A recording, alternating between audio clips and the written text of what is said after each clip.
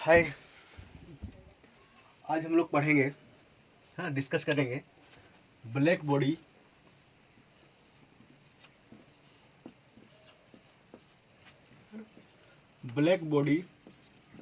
Radiation.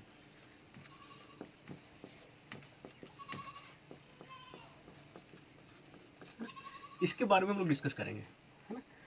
सबसे पहले ये जानेंगे कि ब्लैक बॉडी होता क्या है ना। और फिर ये लेक्चर जो है वो कम से कम 4 लेक्चर चलेगा, ठीक है। तो आज हम सिर्फ समझेंगे ब्लैक बॉडी होता क्या है ना।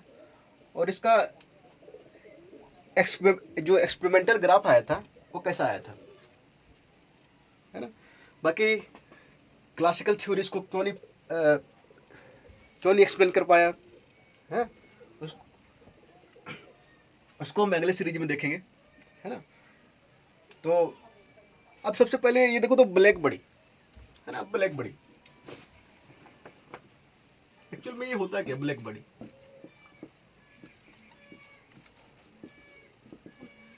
ये नाम से ऐसा लगता है ना, लोगों को भ्रम हो जाता है ना, बच्चों को भ्रम हो जाता है कि ब्लैक बॉडी यहाँ लिखा है तो हम जो बॉडी ब्लैक दिखता है उसके बारे में बात कर रहे हैं, है ना। एग्जाम्पल के तौर पे जैसे काजल हो गया। काजल कैसा दिखता है हम लोग को, ब्लैक दिखता है ना। जैसे ब्लैक कोट हो गया, ये कैसा दिखता है, काला दिखता है। तो जनरली जो है नाम से हम लोग को ये लगता है ना, कि इसके बारे में बात हो रहा होगा, है ना। बट बच्चों क्या है, ये गलत है, पता है। जो हम समझते हैं, जो देखते हैं, है ना, वो नहीं है ब्लैक बॉडी।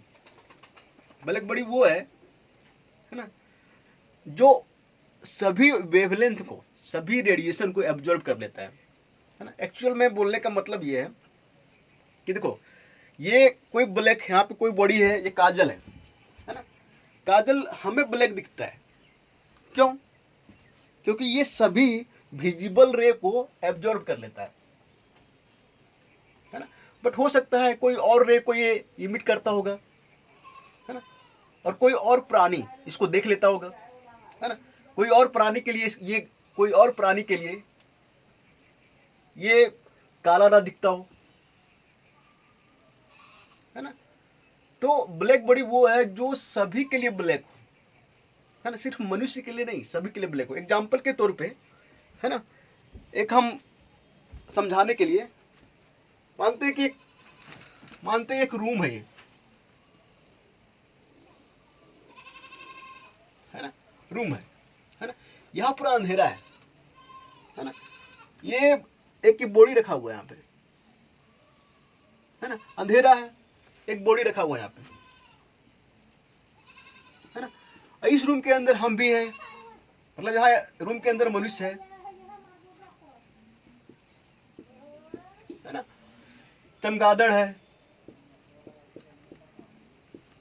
शेर है ना, और बर्ड है, पंछी है ना। अब देखो रूम के अंदर हम हैं, अगर काला है, रूम के अंदर हम हैं, तो मनुष्य को तो 100% ये काला ये दिखेगा ही नहीं, दिखेगा नहीं दिखेगा, है ना। मान के चलते हैं कि शेर को भी नहीं दिख रहा है, शेर को भी नहीं दिखेगा, है ना। ये पंछी को भी नहीं दिख रहा है ना। और चमगादड़ को दिख रहा है ना।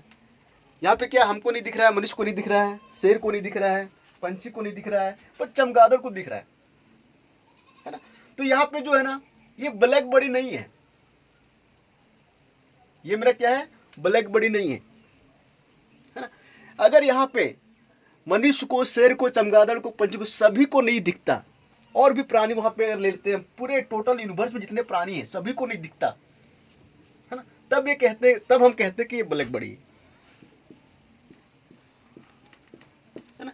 तो ब्लैक बॉडी बोलने का मतलब है सभी के लिए ब्लैक, पूरे यूनिवर्स में जितने प्राणी हैं, है ना, सबके लिए ब्लैक, है ना। किसी को दिखाई ना दे, कोई भी रेडिएशन जो है वो इमिट ना, कोई भी रेडिएशन जो है वो इमिट ना हो, सभी एब्जॉर्ब कर ले, है ना। तो ब्लैक बॉडी को हम डिफाइन करेंगे ऐसे, ब्लैक बॉडी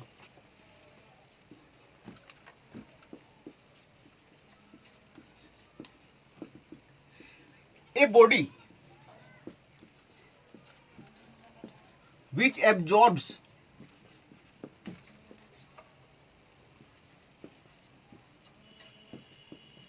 है ना all radiations,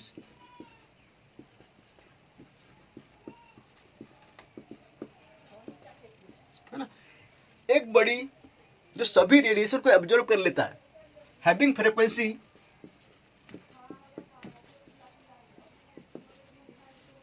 फ्रीक्वेंसी 0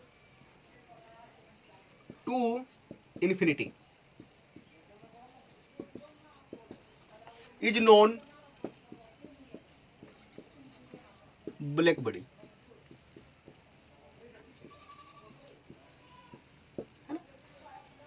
क्या लिखा गया है?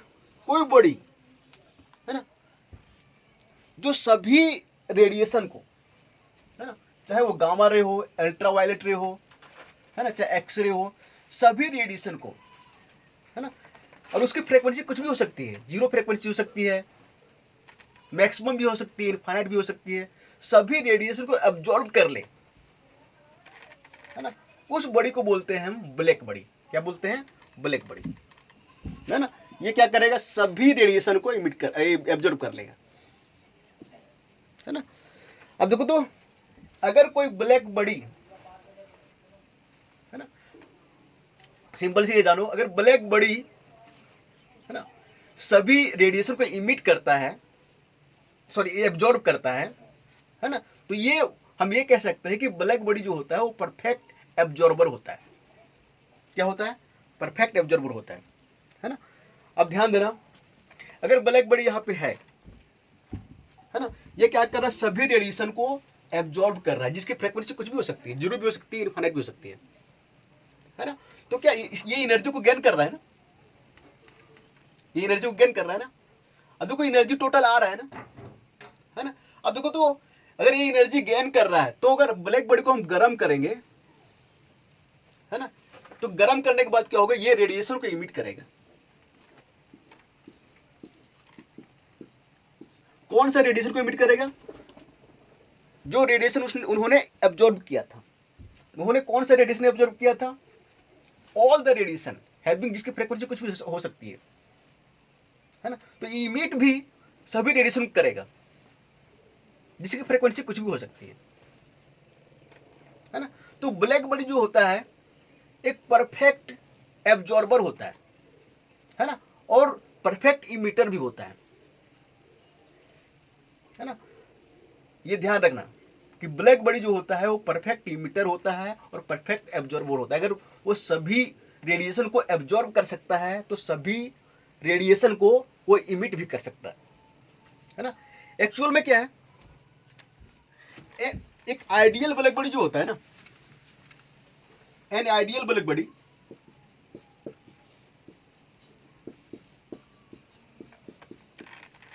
है ना, वो एग्जिस्ट नहीं करता है ना। ऐसा कोई बॉडी नहीं है ना, जो सभी रेडिएशन को एब्जॉर्ब कर ले, है ना। क्योंकि और जो सभी रेडिएशन को एब्जॉर्ब कर लेगा उसे हम बोलेंगे आइडियल ब्लैक बॉडी। और आइडियल जो है वो सिर्फ थ्योरेटिकल होता है, प्रैक्टिकल पॉसिबल नहीं है। ठीक है। अब देखो तो थोड़ा ध्यान देना,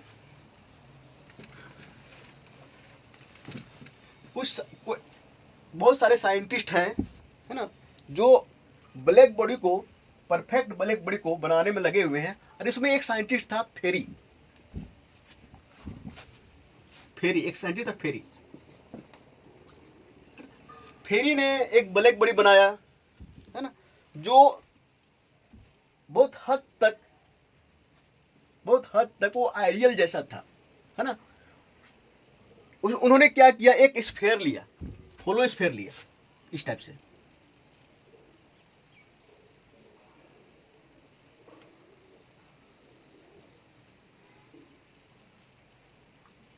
थोड़ा सा सही ना, होलोस्फीयर लिया है ना, और होलोस्फीयर लिया ना, इसके अंदर उसने एक सबस्टांस को यहाँ पे कोटेड कर दिया है ना, और सबस्टांस का नाम था लैंप ब्लैक। इसका नाम लैंप ब्लैक था है ना। और लैंप ब्लैक जो होता है एक सबस्टांस होता है जो गुड एब्जॉर्बर होता है रेडिएशन का है ना। तो इसके अंदर जो है उन्होंने क्या किया, कोट कर दिया लैंप ब्लैक का है ना। और ये जो छिद्र है, छोटा सा यहाँ पे छिद्र रखा है, छोटा सा छेद है यहाँ पे, और यहाँ से क्या किया, रेडिएशन को ऐसे पास किया है ना। पास करने के बाद क्या होगा, ये ऐसे जाएगा, फिर रिफ्लेक्ट होगा, ऐसे होगा, फिर ऐसे होगा, ऐसे अंदर क्या हुआ, मल्टीपल रिफ्लेक्शन होता था है ना। और मल्टीपल रिफ्लेक्शन में क्या होता था, हर एक रिफ्लेक्शन में अगर मान लो देखो यहाँ से यहाँ क्या, यहाँ से रिफ्लेक्ट हुआ तो यहाँ पे कुछ रेडिएशन एब्जॉर्ब हो गया है ना, फिर यहाँ से यहाँ रिफ्लेक्ट हुआ, यहाँ पे कुछ रेडिएशन एब्जॉर्ब हो गया, यहाँ पे कुछ एब्जॉर्ब हुआ, यहाँ पे कुछ एब्जॉर्ब हुआ है ना। और फेरी ने देखा कि 97% जो है रेडिएशन एब्जॉर्ब हो जा रहा है ना। तो अकॉर्डिंग टू फेरी ने, और इसका नाम जो दिया गया ना, इसका नाम दिया गया फेरी ब्लैक बॉडी। तो फेरी ब्लैक बॉडी, फेरी जो है साइंटिस्ट का नाम है, और ब्लैक बॉडी तो बॉडी का ब्लैक बॉडी है ना। तो अभी तक जो मतलब जो ब्लैक बॉडी बनाया गया है ना, वो 97% रेडिएशन को इमिट किया है। इससे अधिक जो है इमिट करे है ना, और तो फिर एब्जॉर्ब करे है ना, हाँ, वो अभी तक ब्लैक बॉडी बनाया ही नहीं गया है ना। तो ब्लैक बॉडी बनाने का जो क्रेडिट है वो फेरी को दिया जाता है, जो कि मतलब ये 97% भी बहुत अधिक होता है ना। 97% अगर एब्जॉर्ब करता है तो ये भी बहुत बहुत ज़्यादा रेडिएशन को एब्जॉर्ब करता है। ठीक है, चलो इसको मिटा देते हैं, ठीक है ना। तो क्लियर हो गया कि ब्लैक बॉडी जो है, फिर से दोहरा देते हैं है ना। फिर ब्लैक बॉडी वो बॉडी है ना, जो सभी रेडिएशन को एब्जॉर्ब करता है और सभी रेडिएशन को इमिट भी करता है। ब्लैक बॉडी वो है जो एक गुड एब्जॉर्बर होता है और गुड इमिटर होता है। ब्लैक बॉडी वो है जो सभी के लिए ब्लैक होता है। ब्लैक बॉडी वो नहीं है ना, जो हमें सिर्फ जो हमें जो है काला दिखता है ना। एक आइडियल ब्लैक बॉडी को बनाना इम्पॉसिबल है ना, क्योंकि कोई भी बॉडी 100% रेडिएशन को एब्जॉर्ब नहीं कर सकता और 100% रेडिएशन को इमिट नहीं कर सकता। चलो क्लियर है, चलो आगे देखते हैं, ठीक है। आगे एक टर्म इसमें आता है ब्लैक बॉडी रेडिएशन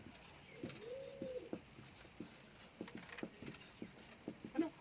तो सिंपल सी है, देखो ब्लैक बॉडी रेडिएशन है ना, रेडिएशन का मतलब रेडिएट करना है ना। तो ब्लैक बॉडी अगर एब्जॉर्ब कर रहा है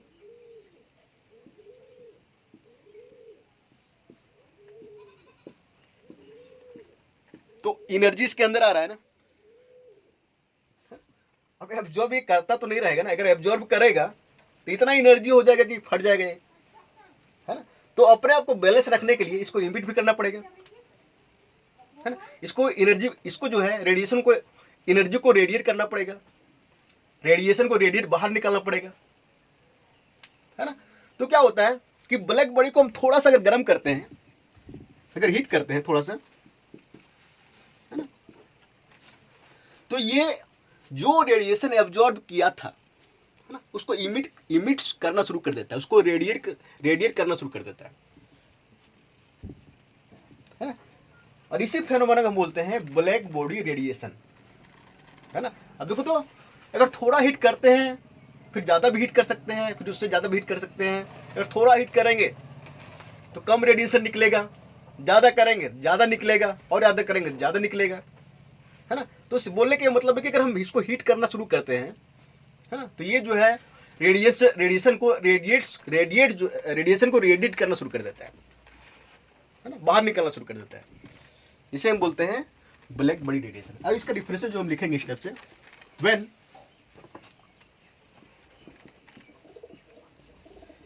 ये black body is heated, it radiates, है ना, ऑल रेडिएशंस,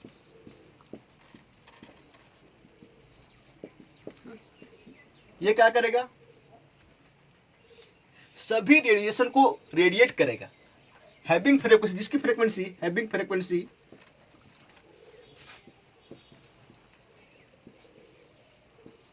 है ना 0 to infinity, है ना, इज नॉन ब्लैक, ऐसे ऐसे लिखो, this phenomena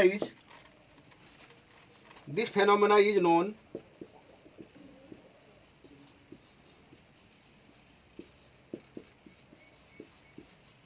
black body radiation.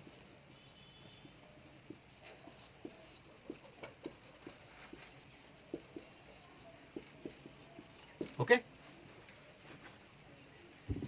ना, तो ब्लैक बॉडी और ब्लैक बॉडी रेडिएशन में क्या अंतर है ना, ये समझ में आ गया, है ना। अब देखो, तो आगे चलते हैं, ठीक है। आगे चलने के पहले एक दो वर्ड है, उसको समझ लो,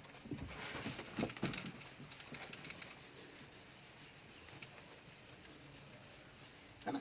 इसमें से एक आता है स्पेक्ट्रम, ब्लैक बॉडी स्पेक्ट्रम, ये काफी यूज होता है, स्पेक्ट्रम, है ना। अब देखो ना, ये शब्द से ना यहाँ बहुत सारे बच्चों को मतलब इस शब्द से बड़ा घबराहट होती है, स्पेक्ट्रम सुन के बड़ा घबरा कि स्पेक्ट्रम होता क्या है ना। तो बच्चों ध्यान रखना, स्पेक्ट्रम का मतलब होता है ना, कलर, बैंड ऑफ रेडिएशन, है ना। कलर किसका होता है, कलर कब दिखता है हमको, जब रेडिएशन इमिट करता है ना। तो घबराने की जरूरत नहीं है, स्पेक्ट्रम मतलब black body colour, black body spectrum, black body radiation, है ना। तो कहने का ये मतलब है कि देखो, बार बार ये यूज करता है, इसको यूज न करके black body colour, black body जो है रेडिएशन, ऐसा यूज कर सकते हो, ठीक है। अब ब्लैक बॉडी क्या होता है, ब्लैक बॉडी जो है ये मेरा, है ना, इसको अगर गर्म करेंगे ना, है ना, तो इसका रंग जो है ना, वो टेम्परेचर के साथ इसका जो स्पेक्ट्रम है, इसका जो कलर है वो डिफरेंट होगा, है ना। मान लो कुछ यहाँ पे गर्म किए 20 केल्विन, तो इसका जो स्पेक्ट्रम, इसका जो वेव है कुछ निकलेगा, और इसका कलर जो है वो कुछ होगा। अगर हम इसको गर्म और करते हैं 30 केल्विन, इसका कलर चेंज हो जाएगा, है ना। वो देखे हो ना, लोहार जो है, लोहा को गर्म करता है तो जैसे जैसे टेम्परेचर चेंज होता है वैसे उससे लोहा का जो कलर है ना, जो आयरन का कलर है वो चेंज होता है। वहाँ पे बोलते हैं कि आयरन का जो स्पेक्ट्रम है वो चेंज होता है, ठीक है। तो इस वर्ड से घबराना नहीं है, सीधी सीधी दिमाग में रखो कि कलर, और कलर किसका होता है, कलर हमको देखने को कब मिलता है, जब रेडिएशन इमिट होता है ना। तो हम आगे जो है एक और शब्द इसमें आएगा इंटेंसिटी।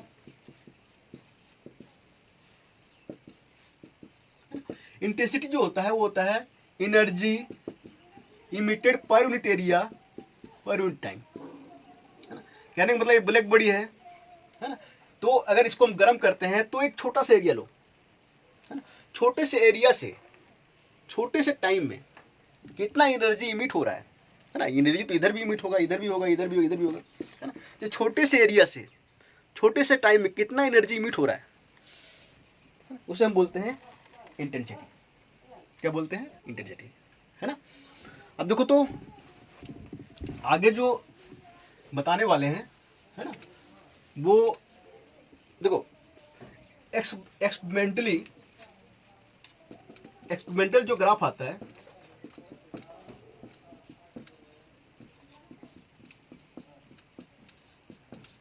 ग्राफ, है ना, ब्लैक बॉडी का जो एक्सपेरिमेंटल जो एक्चुअल ग्राफ आता है वो इस टाइप से आता है ना। थोड़ा हम बनाते हैं यहाँ पे, ठीक है, और फिर हम समझाते हैं। इस टाइप से आता है, देखो इधर थोड़ा छोटा बनाते हैं ताकि और समझाने के लिए जगह मिल जाए ना। इधर बनाते हैं, ठीक है, इधर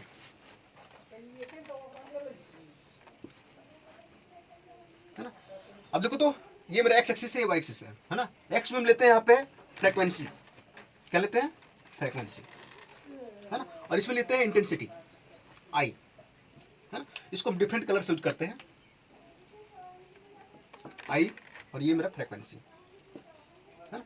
जो ग्राफ आता है ना एक्चुअल में इस टाइप से आता है, देखो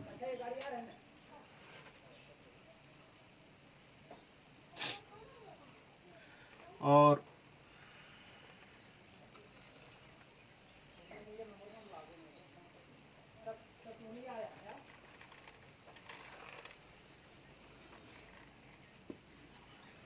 इस टाइप से ग्राफ आता है। थोड़ा सा यहाँ पे जो है वो,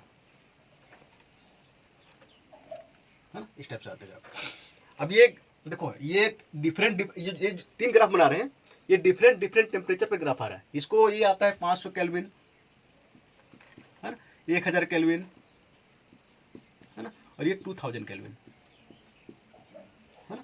और ये मेरा क्या फ्रीक्वेंसी है ना, ये मेरा आई है ना, इंटेंसिटी है ना। अब देखो तो अब ये एक्चुअल ग्राफ जो है प्रैक्टिकल ये आता है, ठीक है ना। अब देखो भैया यहाँ पे ना ग्राफ तो ऐसा है, ठीक है, देखो ऐसा है, बट ये ग्राफ ना, इस ग्राफ को सबसे बड़ी बात है जो कुछ बताने जा रहे हैं यहाँ पे, उसको सुनो। देखो यहाँ पे एक जो फ्रीक्वेंसी है, यहाँ पे देखो मैक्सिमम फ्रीक्वेंसी है ना, इस ग्राफ के लिए, इस टेम्परेचर के लिए, इसको हम न्यूयम हम डिनोट करते हैं। यहाँ पे देखो मैक्सिमम फ्रीक्वेंसी है, इसको हम न्यूयम करते हैं, और यहाँ पे देखो मैक्सिमम फ्रीक्वेंसी है, यहाँ पे न्यूयम करते हैं, है ना। देखो तो इसको बोलते हैं, इस ग्राफ के लिए बोलेंगे, ये बोलेंगे, इसको बोलेंगे फ्रीक्वेंसी ऑफ मैक्सिमम इमिशन। इस ग्राफ के लिए हम बोलेंगे इसको, इस फ्रीक्वेंसी को फ्रीक्वेंसी ऑफ मैक्सिमम इमिशन। इस ग्राफ के लिए बोलेंगे ये वाला फ्रीक्वेंसी ऑफ मैक्सिमम इमिशन, ठीक है। अब थोड़ा इसके बारे में सुनो, ठीक है, तो बताने जा रहे हो उसको ध्यान से सुनो। देखो ये ग्राफ जो है ना, वो ग्राफ है ना, जिसके पीछे सदियों से साइंटिस्ट लगा था एक्सप्लेन करने के लिए। एक्चुअल में क्या था कि प्रैक्टिकली ग्राफ ऐसा आ रहा था, है ना, बस थियोरेटिकली जो है ना, कोई भी इस ग्राफ को एक्सप्लेन नहीं कर पा रहा था, है ना। बहुत सारे साइंटिस्ट आए, है ना, जो इस ग्राफ को एक्सप्लेन ही नहीं कर पा रहे थे, है ना। तो ये जो है, ये अब देखो ब्लैक बॉडी रेडिएशन जो है, ये जो थ्योरी है ना, इसको एक्सप्लेन किया मैक्स प्लांक ने, है ना। इसको एक्सप्लेन किया पूरी तरीके से, अच्छे तरीके से मैक्स प्लांक ने, है ना। और मैक्स प्लांक ने जो है कुछ अलग आइडिया अपनाया इसको एक्सप्लेन करने के लिए, है ना। और मैक्स प्लांक ने जिस आइडिया को अपनाया, जिस आइडिया को लिया, है ना, वो आइडिया जो था, है ना, फिजिक्स साइंस के इतिहास में क्रांतिकारी आइडिया था, है ना। उन्होंने उस आइडिया ने, है ना, पूरी फिजिक्स को ही बदल के रख दिया यार, है ना। 1900 की बात है ना।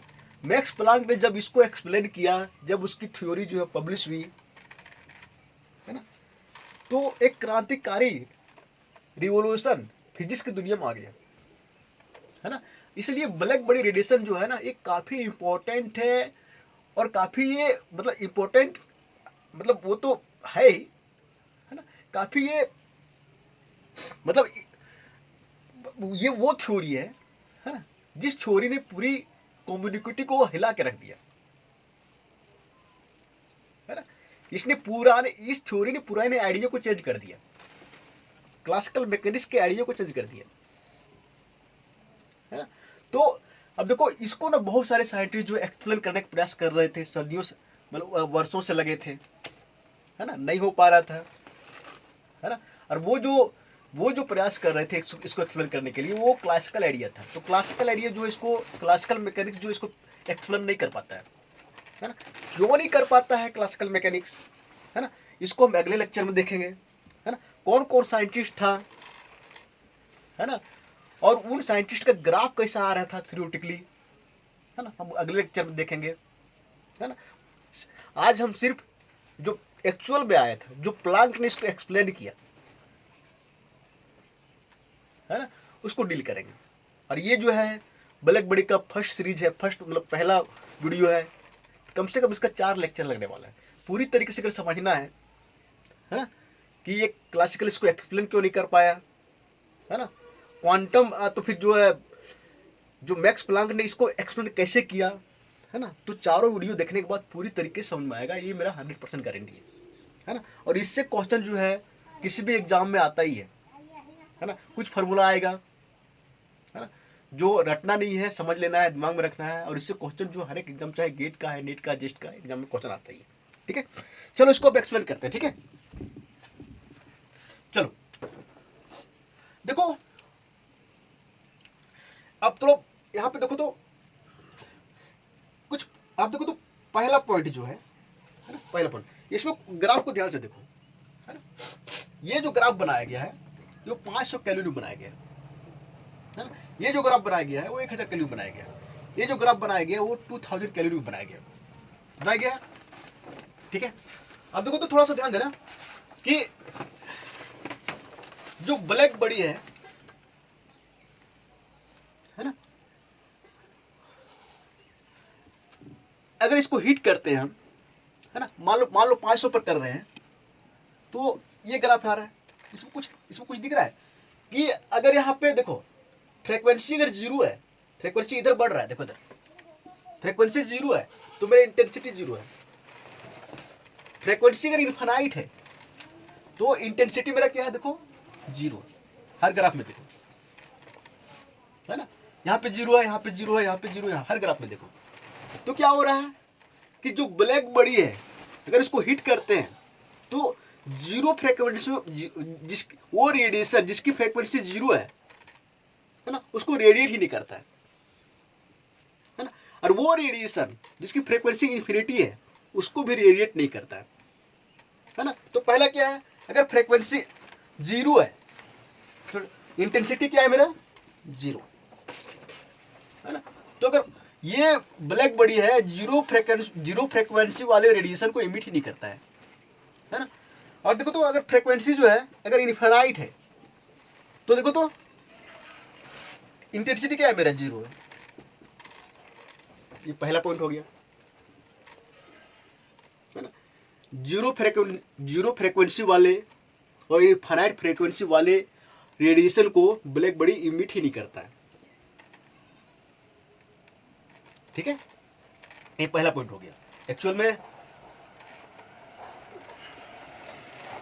अब देखो आगे देखते हैं। ठीक है, चलो आगे देखते हैं। अब देखो तो एक्चुअल बोलने का मतलब ये है, अगर किसी वेव का फ्रीक्वेंसी 0 है तो एग्जिस्ट करेगा क्या, नहीं करेगा।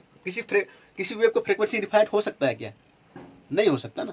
तो एक्चुअल सोचने वाली बात है कि 0 फ्रीक्वेंसी वाले वेव होगा ही नहीं, और क्या बोलते हैं इनफाइनाइट फ्रीक्वेंसी वाले वो भी वेव नहीं होगा, है ना। अब देखो तो दूसरा पॉइंट है, दूसरा इसको मिटा देते हैं। ठीक है, पहला पॉइंट ये, कोई भी ग्राफ देखो, है ना, ये ग्राफ देखो, जैसे फ्रीक्वेंसी बढ़ रहा है ना, इंटेंसिटी बढ़ता जा रहा है ना। एक पार्टिकुलर फ्रीक्वेंसी पे इंटेंसिटी अधिक हो रहा है, देखो यहाँ पे, है ना।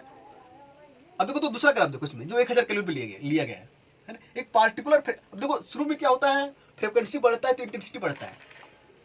एक पार्टिकुलर फ्रीक्वेंसी पे इंटेंसिटी सबसे अधिक होता है, और फिर अगर और अधिक फ्रीक्वेंसी होता है ना, तो फिर इंटेंसिटी जो है घटता है और आखिर में 0 हो जाता है। सब में देखो, पहले इंटेंसिटी बढ़ता है, फ्रीक्वेंसी बढ़ाते हैं तो इंटेंसिटी बढ़ता है ना। एक पार्टिकुलर फ्रीक्वेंसी पे इंटेंसिटी अधिक होता है ना। फिर हम उसके आगे अगर हम फ्रीक्वेंसी बढ़ाते हैं तो फिर इंटेंसिटी क्या होता है, घटता है ना। तो देखो तो ये पार्टिकुलर फ्रीक्वेंसी, ये पार्टिकुलर टेम्परेचर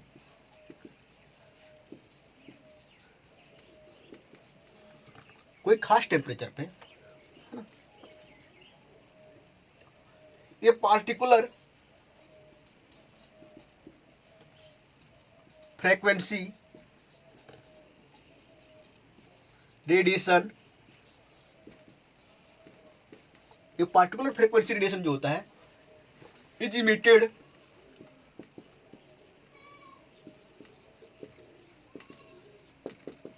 मैक्सिमम, है ना, और इसको बोलते हैं it is none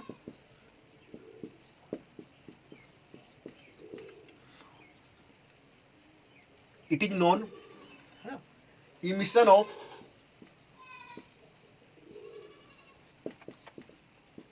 of maximum frequency,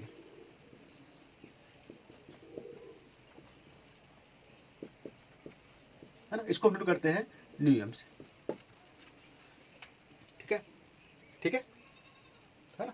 तो किसी खास फ्रीक्वेंसी को, है ना, अधिक एनर्जी देता है ब्लैक बॉडी, किसी खास फ्रीक्वेंसी पे, किसी पार्टिकुलर टेम्परेचर पे।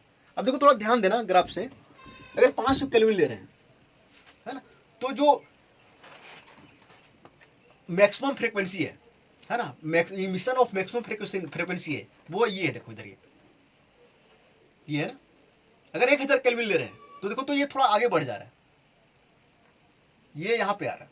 अगर हम 2000 केल्विन लेते हैं तो देखो ये थोड़ा सा आगे बढ़ जा रहा है ना। तो हम देख रहे हैं टेम्परेचर जैसे जैसे बढ़ा रहे हैं, 500 से 1000 कर रहे हैं, 1000 से 2000 कर रहे हैं, तो इमिशन ऑफ मैक्सिमम फ्रीक्वेंसी जो है वो बढ़ रहा है। पहले यहाँ पे था, फिर यहाँ पे था, यहाँ पे था ना, क्लियर है। ठीक है, तो ये भी ध्यान रखना। ठीक है, आगे यूज होने वाला है ये। अब देखो तो इसको बिठा देते हैं। ठीक है,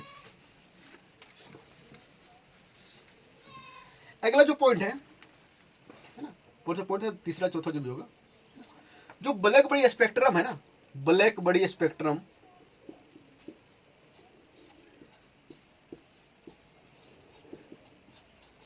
does not depend nature of material,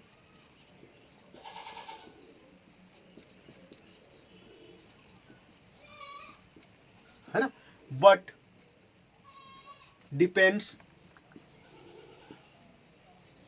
strongly, है ना, ऑन टेम्परेचर, है ना। बोलने का मतलब है दो ब्लैक बॉडी है ना, एक जो नाइट्रोजन से बना है, एक मेरा कार्बन से बना है ना, दोनों का टेम्परेचर सेम है, 500 केल्विन 500 केल्विन है, तो दोनों का जो स्पेक्ट्रम होगा ना, दोनों का जो कलर होगा सेम होगा, है ना। तो ब्लैक बॉडी स्पेक्ट्रम जो है वो नेचर ऑफ मटेरियल पर डिपेंड नहीं करता, है ना, वो किसी का भी बना हो, अगर टेम्परेचर सेम है तो उसका कलर जो स्पेक्ट्रम सेम होगा, है ना। बट ये टेम्परेचर पे डिपेंड करता है ना। अगर हम 500 से 600 कर दें यहाँ पे और यहाँ 500 रहने दें, है ना, तो दोनों का स्पेक्ट्रम जो है वो अलग होगा। ठीक है, थोड़ा ध्यान देना। ठीक है, चलो इसको मिटा देते हैं। अगला जो है देखो तो, अब देखो ये, अब थोड़ा ये देखना, ये पूरा ये मतलब ये ग्राफ है ना, ये क्या दिखा रहा है, एरिया है ना, 500 का ये एरिया दिखा रहा है। अब देखो तो अगर 1000 केल्विन लेते हैं पूरा एरिया दिखाएगा इस ग्राफ का, है ना।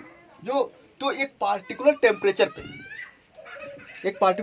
जो टोटल एरिया होता है कर्व का, है ना, वो टोटल इंटेंसिटी दिखाता है ना। अब देखो हम जैसे जैसे टेम्परेचर बढ़ा रहे हैं, पहले एरिया इतना था, पहले बाद में इतना हो गया, बाद में टेम्परेचर जैसे बढ़ाते हैं एरिया क्या होता है, बढ़ते जाता है, इंटेंसिटी क्या होगा, बढ़ते जाएगा। क्लियर है ना। अगर मान लो ये 500 केल्विन पे है तो ये पूरी जो एनर्जी है इमिट करेगा, कुछ एनर्जी इमिट करेगा, हो सकता है मान लेते हैं 500 जूल किया, है ना। अगर टेम्परेचर हम बढ़ाएंगे 1000 केल्विन, है ना, तो 100% है ना कि ये इससे ज्यादा एनर्जी इमिट करेगा। हो सकता है 1000 जूल करे, हो सकता है 1200 जूल करे, है ना। तो बोलने का मतलब है कि जैसे जैसे हम टेम्परेचर बढ़ाएंगे, है ना, तो क्या होगा, इंटेंसिटी जो है, टोटल एनर्जी जो है, जो टोटल एनर्जी इमिट हो रहा है ना, वो बढ़ते जाएगा। ठीक है, चलो आगे इसको मिटा देते हैं। ठीक है, आपको अब थोड़ा सा आ जाते हैं इसमें। पांचों पॉइंट था, है ना। अब पांचों पॉइंट में देखे थे कि थोड़ा ध्यान देना, एज टेम्परेचर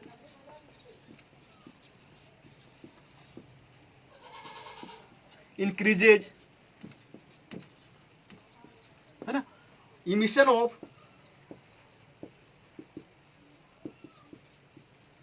मैक्सिमम फ्रीक्वेंसी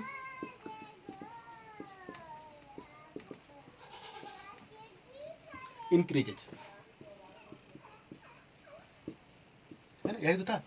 जैसे जैसे टेम्परेचर इंक्रीज हो रहा था, है ना, जो नियम था, नियम वो क्या हो रहा था, इंक्रीज हो रहा था। तो हम लिख सकते हैं दैट इज, ये था ना, जो नियम जो था वो डायरेक्टली प्रोपोर्शनल था टी का। टेम्परेचर को इंक्रीज कर रहे थे तो नियम मेरा बढ़ रहा था, है ना। अब तो फिर ऐसे भी लिख सकते हैं ना, उल्टा, टी प्रोपोर्शनल है नियम का, है ना। और नियम क्या होता है, 1/λ। अगर यहाँ पे एम है तो यहाँ पे एम कर दो, यहाँ पे बोलेंगे एम जो है मेरा इमिशन ऑफ मैक्सिमम वेवलेंथ, तो इसको पुट करो, टी बराबर, टी जो है प्रोपोर्शनल है 1/λ का, है ना। अब देखो एक कांस्टेंट आएगा ना, इसको हटाएंगे तो टी बराबर एक कांस्टेंट देते हैं बी लेमड़ा एम, है ना। अब थोड़ा ध्यान देना, ये वाला हम इधर लिख रहे हैं, ठीक है। लेमड़ा एम टी बराबर क्या हो जाएगा, बी, है ना। जहां पे वेयर, है ना, lambda M is emission of, है ना, मैक्सिमम वेवलेंथ, ठीक है। और बी क्या है मेरा, बी क्या है बता रहे, ठीक है। बी मेरा है वीन्स कांस्टेंट, इसको बोलते हैं वीन्स कांस्टेंट, ठीक है, ठीक है। और इस लॉ को बोलते हैं हम, इस लॉ को बोलते हैं, इसको फिर मिटा देते हैं, ठीक है। इस लॉ को बोलते हैं वीन्स डिस्प्लेसमेंट लॉ। क्या बोलते हैं, एक मिनट थोड़ा सा,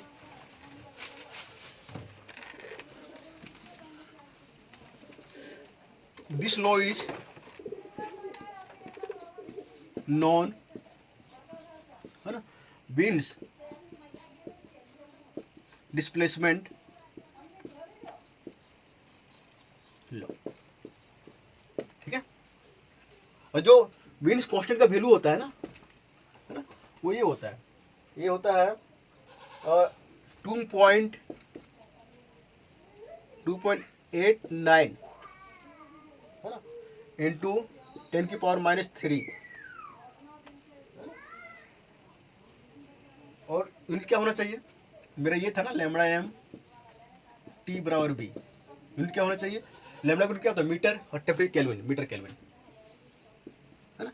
तो बी का जो वैल्यू होता है वो इतना होता है, ये ध्यान रखना। और इस पर ना क्वेश्चन पूछता है, ठीक है, चाहे वो कोई भी एग्जाम हो, IITJM हो, जेस्ट हो, गेट हो, TFR हो, इसे पूछ देता है ना। और ये जो है इंटरव्यू में सवाल, इंटरव्यू में जो है ये मतलब ये लॉ पूछ देता है, ठीक है। चलो आगे चलते हैं।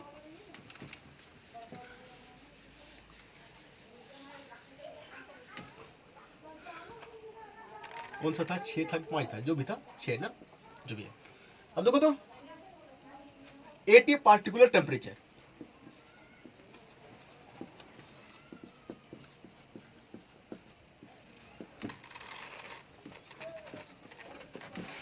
है ना, एरिया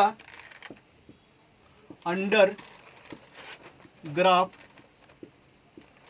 जो ग्राफ के अंदर जो एरिया है ना, गिव्स टोटल इंटेंसिटी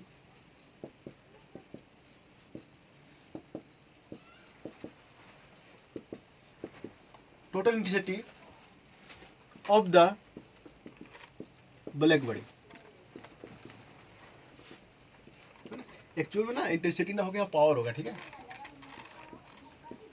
इंटेंसिटी बोलो कोई दिक्कत नहीं, लेकिन पावर एक्चुअल जो वर्ड होगा पावर होगा, आगे समझ में आएगा क्यों पावर होगा, है ना। तो जो ग्राफ का एरिया है वो टोटल पावर देता है ना, टोटल इंटेंसिटी देता है ना। और प्रैक्टिकली इट इज फाउंड, पाया जाता है जो इंटेंसिटी होता है ना, वो प्रोपोर्शनल होता है ना, टी की पावर 4 पे। जितना हम टेम्परेचर बढ़ाएंगे है ना, उतना ज़्यादा मेरा इंटेंसिटी देगा, उतना ज़्यादा एनर्जी निकलेगा, है ना। और टी मेरा क्या है, ये मेरा एब्सोल्यूट टेम्परेचर है, ठीक है। अब देखो तो ये प्रोपोर्शनल हटाएंगे तो कांस्टेंट आएगा, आई बराबर होता है ये कांस्टेंट आता है सिग्मा T4, है ना। और इस लॉ को बोलते हैं, देखो एक लॉ है ना, दिस लॉ, यहाँ पे सिग्मा जो है उसको बोलते हैं Stephen Boltzmann constant.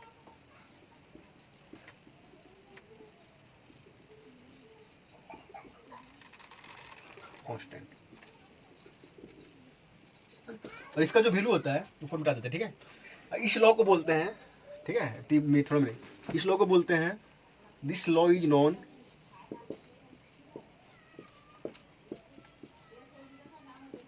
Stephen Boltzmann law, ठीक है। तो ये भी ध्यान रखना है कि स्टेफन बोल्ट्जमैन लॉ होता क्या है, और इस पर क्वेश्चन पूछता है, ठीक है, ठीक है। और सिग्मा का जो वैल्यू होता है वो होता है 5.67 इंटू 10⁻⁸ वाट पर मीटर स्क्वायर और पर केल्विन 4, है ना।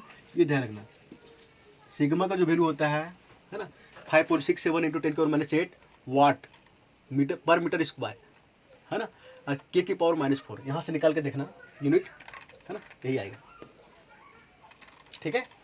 तो यूनिट भी ध्यान रखना है, यूनिट क्या होता है कुछ भी पूछ सकता है, ठीक है।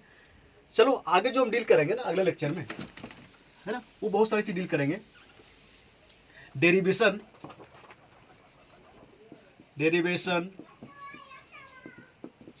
है ना ऑफ प्लांक्स थ्योरी, है ना, ब्लैक बॉडी रेडिएशन,